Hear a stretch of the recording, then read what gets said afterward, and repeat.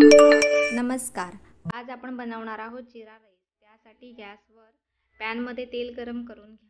तेल गरम झाल्यावर त्यात जिरं, तेजपत्ता आणि एक मोठी वेलची घालून परतवून घ्या. त्यानंतर राईस घाला व चवीनुसार मीठ घालून चांगलं फ्राय करा. हाय फ्लेमवरतीच आपल्याला राईस 2 मिनिटं चांगला परतवून घ्यायचा आहे. त्यात कोथिंबीर घालून घ्यायचं. 2 मिनिटं लागतात फ्राय होण्यासाठी.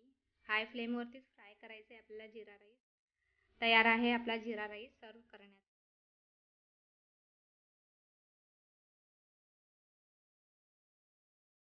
रेसिपी आवडली असेल तर लाईक, शेअर आणि सबस्क्राईब.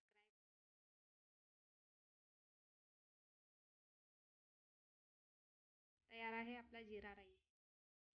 दाल फ्राय सोबत सर्व. यापुढील रेसिपी दाल फ्रायची आहे. पाहायला विसरू नका.